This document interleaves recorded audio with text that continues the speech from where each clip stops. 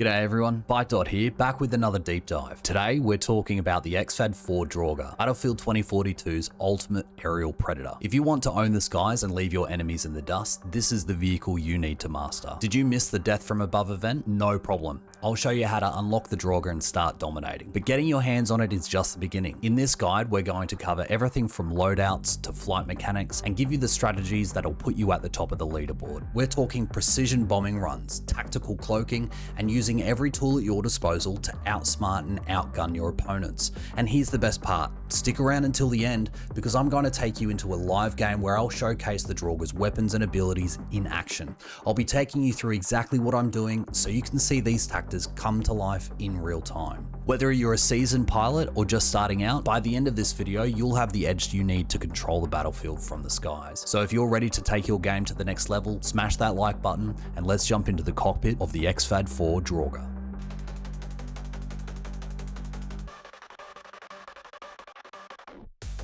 Okay, so if you weren't able to unlock the XFAD Draugr in the Season 7 event, what you'll need to do is come up into your collection tab up here and then go to your vehicles section. Scroll down to the personal section where you'll see the XFAD Draugr here. Now on your screen, it's probably going to be grayed out. When you hover over it though, you should see some assignments that you need to complete in order to be able to unlock it. That's the first step that you need to follow in order to be able to unlock the Draugr. Once you've located it here and you've then completed the assignments, you'll then want to start unlocking the various weapons and different equipment slots that are available. The primary ones that I utilize the most consecutively in almost every game, though there are exceptions, is the 20mm dual cannon HEs, the MK77 kerosene bomb, the DRFM jammer, and the CIX Valraven. And the reason I run these is simply because I get the most amount of kills in the game from running these options, but that's not to say that there are reasons why you might want to choose or consider using some of these other options, and we'll cover those sorts of scenarios throughout the rest of this guide. So how many kills do you need for each of these weapon unlocks? For the 20mm dual cannon APs, you'll need 120. For the anti-vehicle rocket pods, you'll need 540. For the air-to-ground missile, you'll need 240. For the MK77 kerosene bomb, you'll need 300. For the MK84 JDAM bomb, you'll need 420. For the DRFM jammer, you'll need 180. For the ground radar sensor, you'll need 60. For the cyber warfare protection system, you'll need 360 kills, and for the CIX Valraven, you'll need 480 kills. Once you've got those unlocked, then you can start having some fun and playing around with them. Let's now move into some of the gameplay and show you what these do.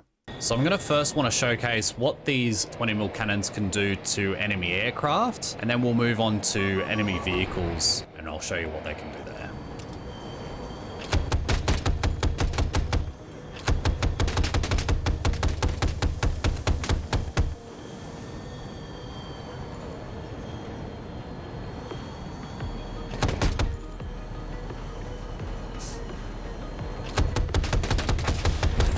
There we go. Have to be fairly precise to be able to land those shots on a moving target. We'll just look for some ground vehicles.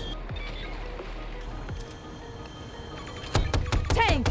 Long range! And you can see it doesn't do quite all that much to the tank. Took off 3%, 4%, maybe 5% at most. With those shots, I'll show it again. Very little damage. Very little damage. So you saw the weapons there on the enemy aircraft, and you can finish off enemy ground vehicles, heavily armored ground vehicles if you need to, but it's most effective on things like the RAV and light armored vehicles, the 20mm cannons. And we are now going to use the 20mm armor piercing cannons, and we'll be looking at targeting enemy ground vehicles, specifically tanks, and things like the MAV. You can see an AA here. Tank spotted! You can see that it is doing a considerable amount of damage there to the AA. We'll showcase it again.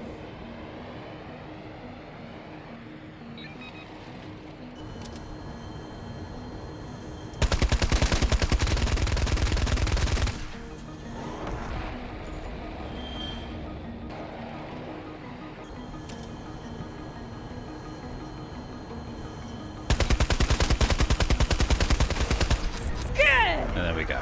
We've finished him off. Okay. Might be interesting to point out here that if you need to respawn or you need to die, say you've got a couple of rockets coming at you, 2 of them at most of the time you'll use this, you want to press your E to self-destruct. Unfortunately, you can't get out of the vehicle, so it is a self-destruct mechanism to escape the vehicle. We'll now take a look at the anti-vehicle rocket pods. These are especially useful if you pair them up with things like the JDAM.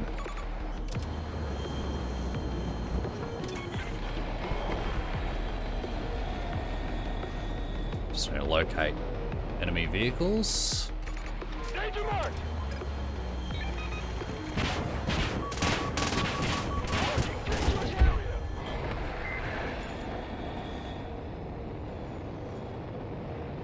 We'll have to wait for them to recharge.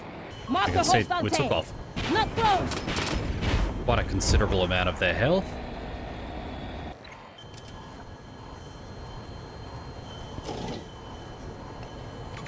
Enemy tank. Long distance. They do quite a considerable amount of damage. And when paired with things like the EMP bomb, if you land a direct hit, with the anti-vehicle lock-on, or with the JDAM, you'll be able to secure those kills quite easily. There we go. So that's the primary weapons. Now we'll move into the secondary weapons, starting with the EMP bomb. So we'll disrupt this AA here. You can see there that it's disabled their defensives. Okay, so we are now going to be jumping into the air-to-ground missile and showcasing what this does. It's important to note, though, that because we don't have a partner with us to be able to provide us with the SOFLAM lock-ons, the damage that this missile will do is significantly less so than if we did have a partner to be able to do that for us. So if you wanted to run this in-game, you probably want to know that somebody on your team is going to be running that SOFLAM so that you're able to get the benefit of that extra damage. And it traditionally just looks like the exact same as you normally would find in some of the other vehicles, but its function and the way that it interacts is exactly the same, and it's exactly what you would expect from a anti-ground vehicle weapon.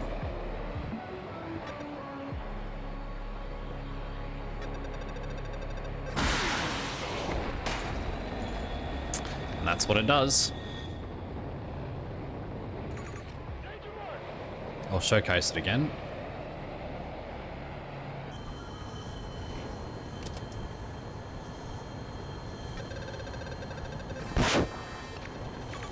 Enemy soldier marked. Long range. We can see the amount of damage that it did. It's pretty lackluster without that extra damage component. And we'll now take a look at the kerosene bomb. This is quite possibly the strongest weapon in the game. It is a highly effective against infantry, but has limited impact on armored vehicles. Would not be using this on vehicles whatsoever. It's simply just a waste. You're going to want to be looking for grouped up enemies to be able to land this on. It is extremely effective at annihilating huge swathes of enemies. Okay, so immediately I'm just going to be scoping out some enemies.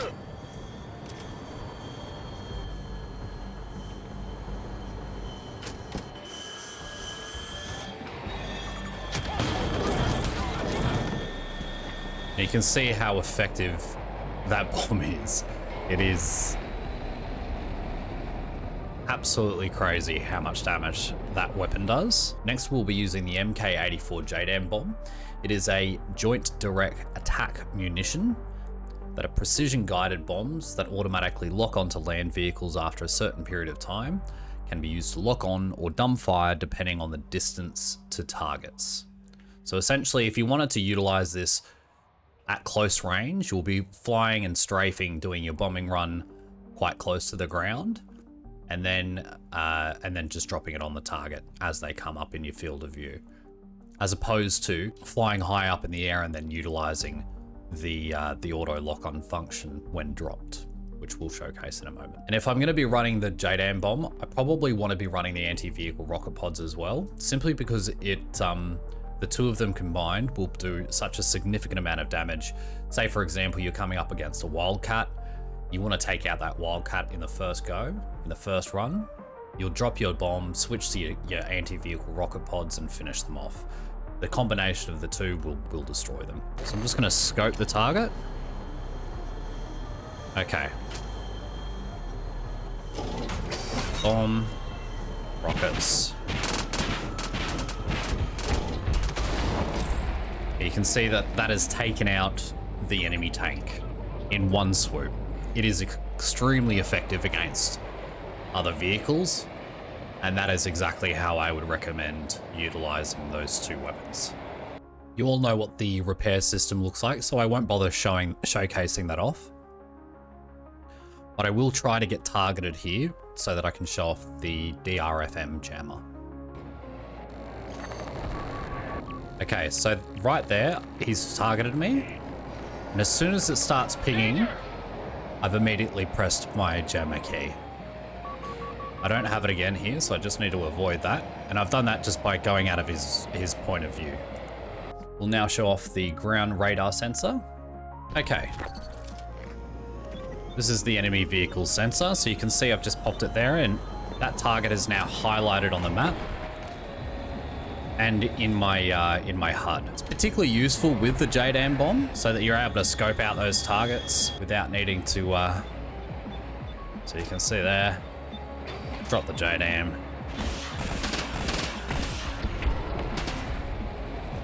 Put some damage into them.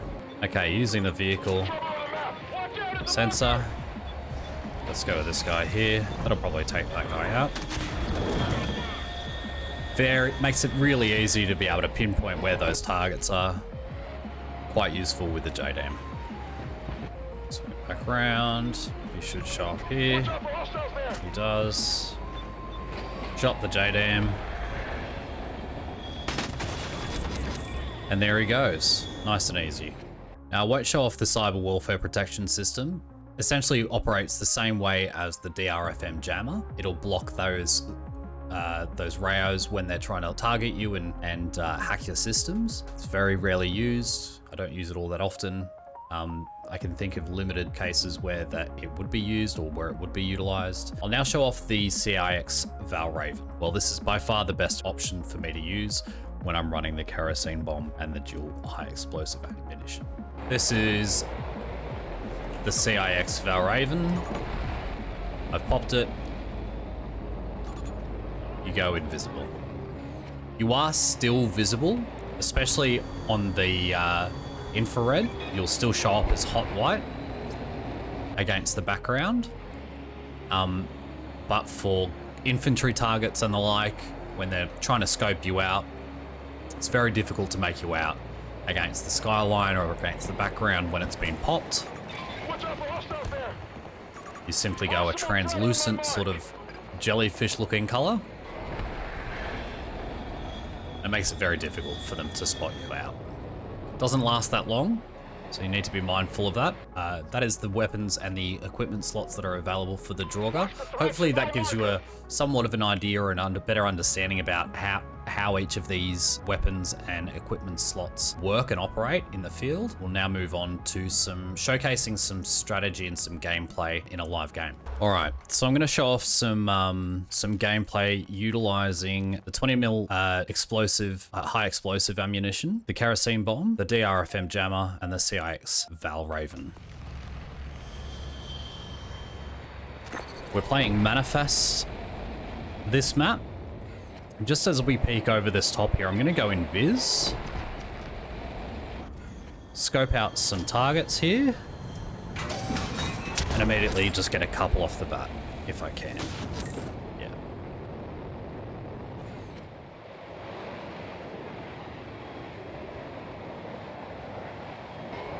I can see the enemy AA is perched there, scoping out what the hell just flew over the top of him. So I'm probably not going to want to go back there just for a moment. And just before I'm about to, I want to climb up here, but just before I do, I'm going to pop the CIX-Valraven So I can go invis. And then scope out some territory up here. So I can see that they're already pushing B2 here. I'll go in on the infrared so I can get some better vision. I can see the AA, enemy AA over on my right hand side. Doesn't look like there's a lot there. But there's a couple of picks here.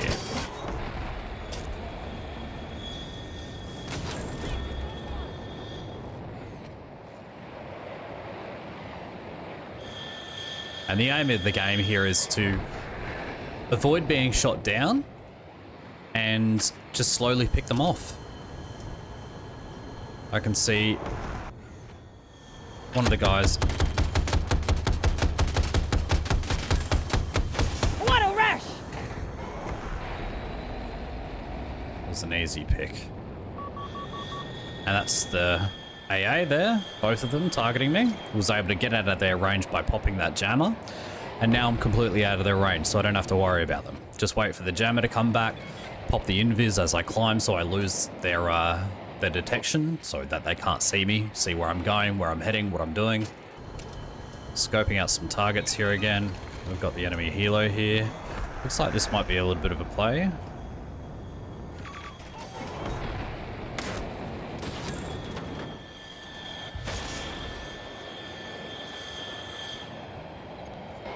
Might be able to pick a couple of them off with the 20 mil. Yeah.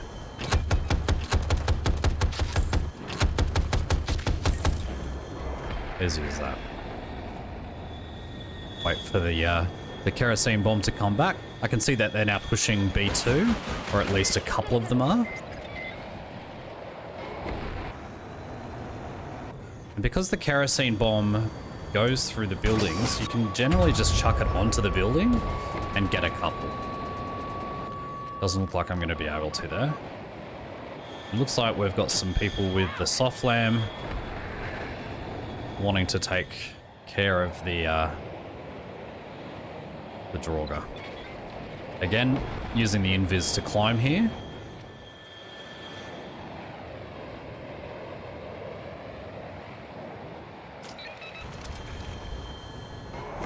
Okay, so it looks like they're pushing this.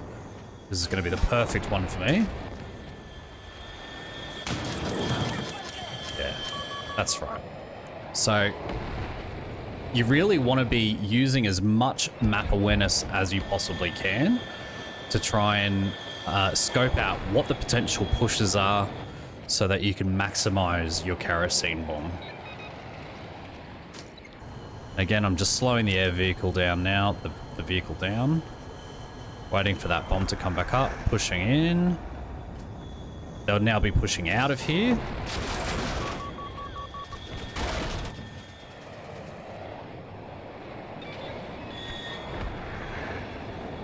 Pushing into E2 by the looks of it.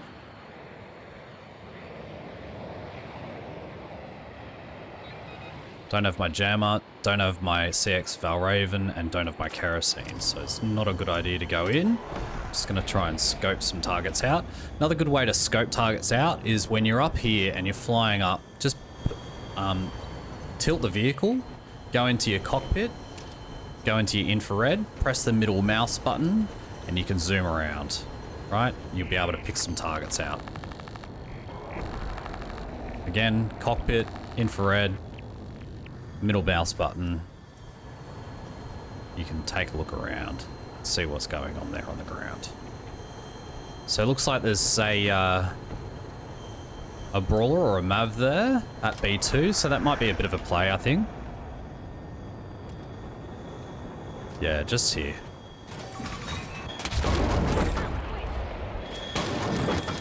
Yep.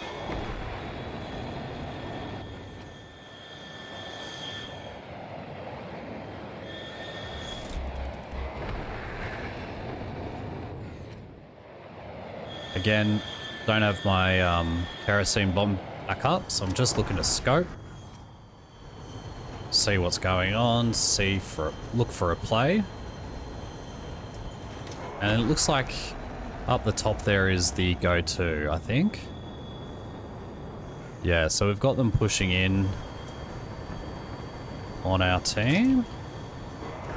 Just here. Just a couple. You also want to be on the eye out for enemy jets. They are going to be your primary target if you're flying around in the air and they're being aggressive. If they're focusing things in the air, they will guaranteed be coming after you. You are going to want to you are going to want to deal with them before they deal with you. Using my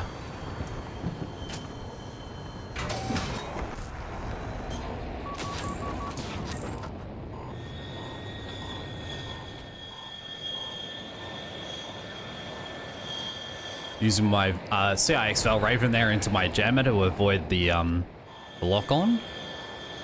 Flip the tail wing to spin, which was not intentional, that was a fluke.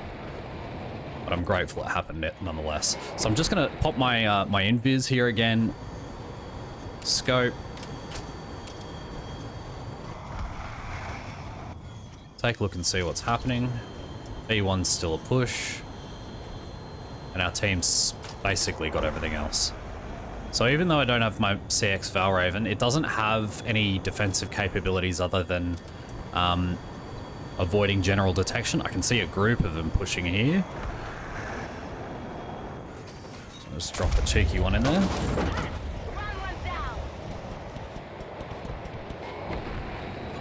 And I've got my CX Valraven on so that I can make a quick getaway. See the Nightbird behind me there. Constantly looking down at the minimap, always scoping out the targets.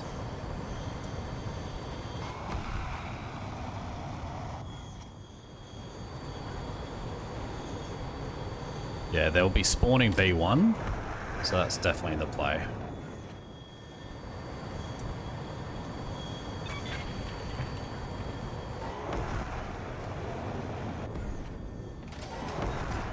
Hostile squished!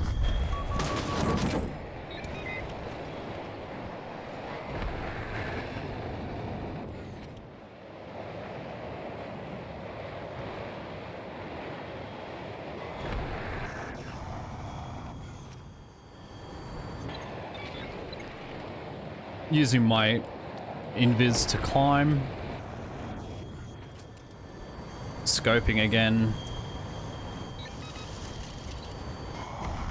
Yeah, they're just feeding into B1 by the looks of it.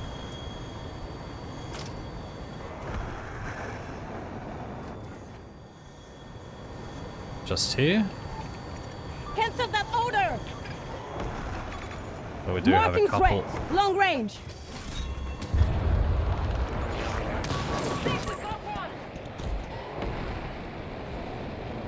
That's a jet. Might go try and take care of him. No, it looks like my co-pilot has managed to secure it himself.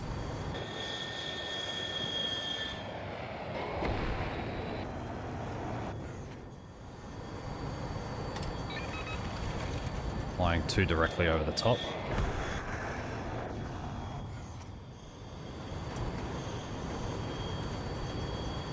A1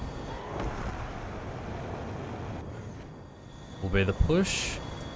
Probably gonna go low here, get out of the view of the two AAs that are on our side of the spawns. Though there is one just back there. Just gonna get some distance, climb up. The last thing that I want is for any of them to detect me coming in.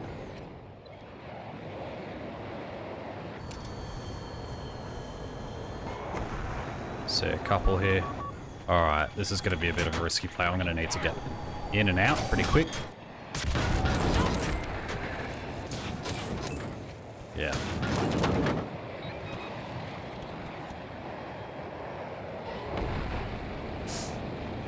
Nicely done.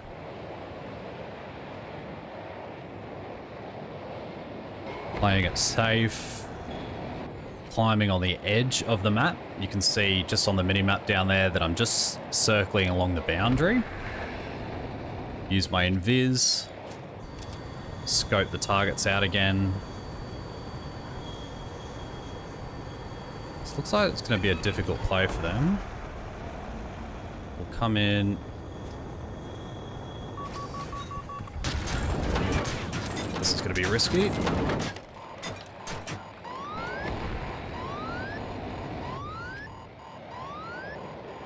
Nicely done, though.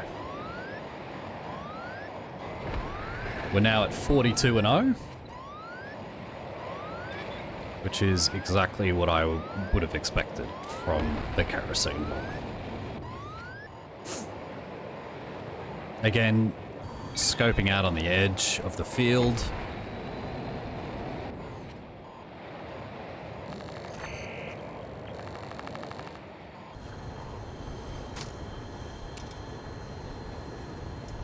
Just slowing the vehicle down so I have some more time. Just to take a look around. Looks like B1 is the play.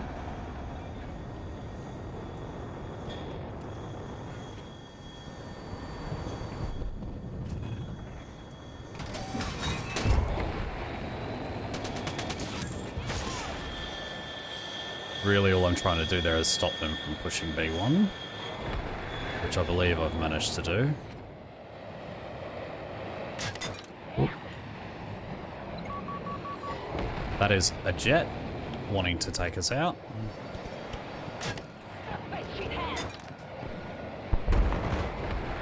That was an easy escape. Just relied on my skill as a pilot to avoid him. He took the bait, tried to do the same thing and just couldn't manage to hold it steady. Unfortunate for him. He did catch me off guard though. He's got a couple of players down here. Just drop the bomb in there, see what happens.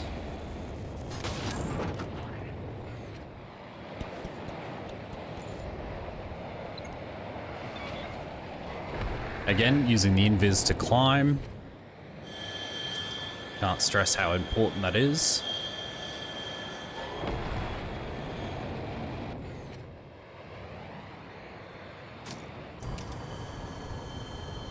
Okay, scoping them out. So I've just seen my co-pilot there go Enemy for not close. a couple of rockets on him. So we'll see if we can finish him off. Okay. I may have actually... Nope, we're good. Very lucky. He was very low though. There's the invis to climb.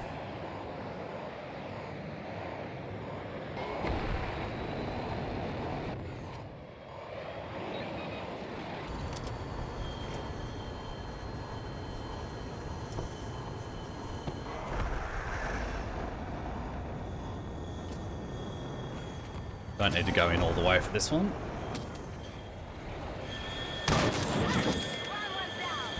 So I know what I was going to do there, what I did there was just drop it on straight onto the building, knowing that the kerosene flames would penetrate the building, and whoever was inside on that that front side there was going to be able to cop that.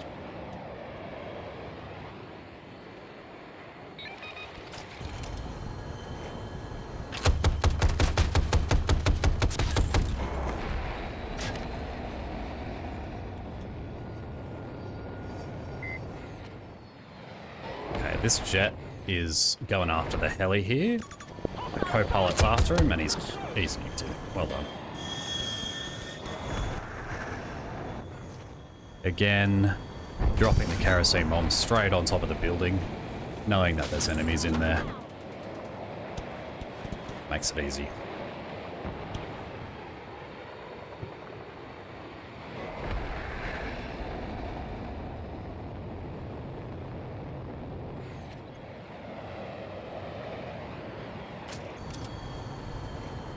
Scoping it out again. I can see there's a massive push up on towards B1. It's going to be nice for the kerosene.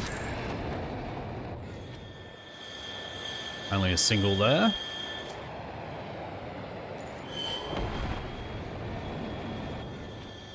So always scoping. slowing the vehicle down. See, there's a couple there.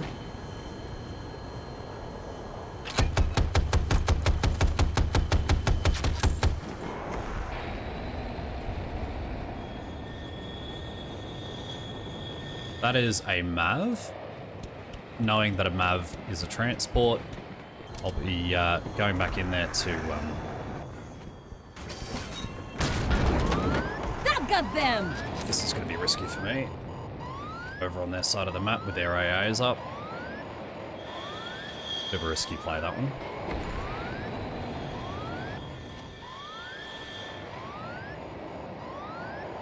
Again, for the climb, I've used the invis, and really I don't want to be engaging at any point here. I'm too low health. Don't have the CX Valraven. My kerosene bomb's coming back. It's just not worth it yet. Okay. Again, looks like they're pushing in from B1. Yeah, I'm gonna pop my invis here. Just gonna place it right in the middle there, between where they were going, so that they run into it. Exactly what I was hoping would happen happened. I only got 80 tickets left, so I might just start playing for picks here.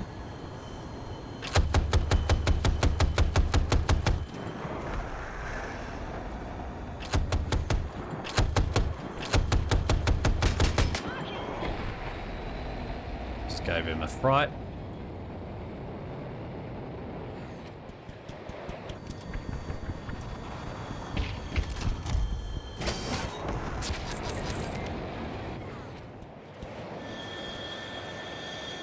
Nice and easy.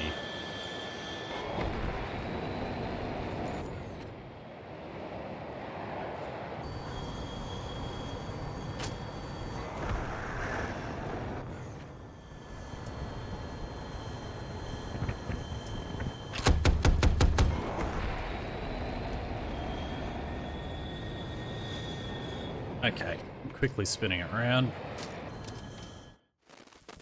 Not quick enough for the victory. And that is how I play Draugr. We ended up going 62-0 there. I mean, not the most amazing match that I've had, but certainly going 62-0 against the enemy team is going to surely frustrate them. And there you have it, guys. That's the XFAD-4 Draugr in action. I hope this guide has given you the insights and strategies that you need to dominate the skies and make this bomber your ultimate weapon of choice. Remember, mastering the Draugr isn't just about knowing the loadouts or pulling off the perfect bombing run. It's about adapting to every situation, staying one step ahead of your enemies and continuously refining your skills. The more you practice, the more you'll turn this beast into an extension of your own playstyle. If you enjoyed this breakdown and the live gameplay walkthrough, make sure to hit that like button, drop a comment below with your thoughts or any tips you've got for flying the Draugr, and don't forget to subscribe for more in-depth Battlefield 2042 content.